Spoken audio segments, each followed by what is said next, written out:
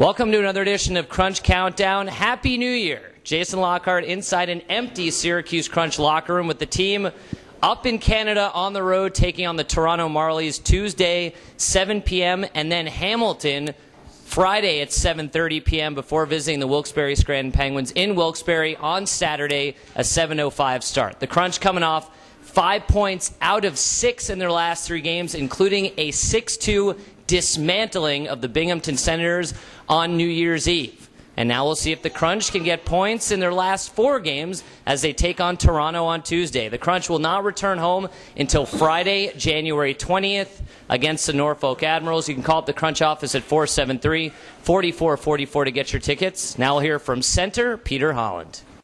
Joined by center Peter Holland. And Peter, 5 points out of a possible 6 to end 2011. Is that the way you wanted to end the year?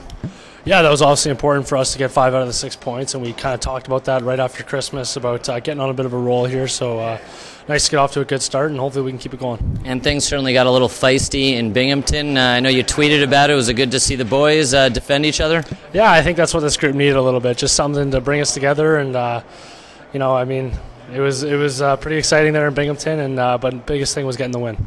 And looking ahead to the games against Toronto, Hamilton. Toronto, really the first time you're seeing them since exhibition. Is it good to go take on some new opponents?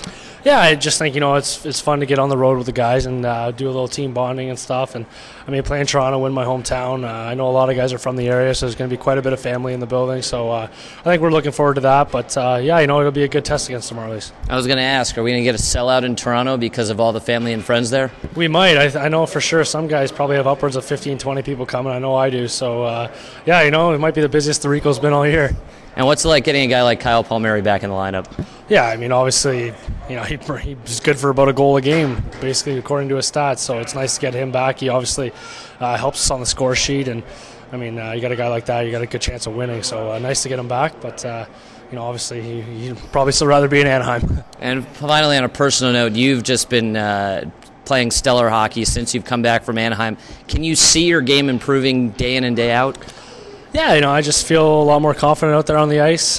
Plays are just happening that much quicker for me, and I just think I see the play developing a little bit quicker than I was at the beginning of the year. So that's the biggest thing for me, and you know, I feel good out there. I'm just going to try and keep it going and keep being consistent. All right, Peter, go get him up in Canada. Thank you. Peter Holland joining us on your Crunch Broadcast Network.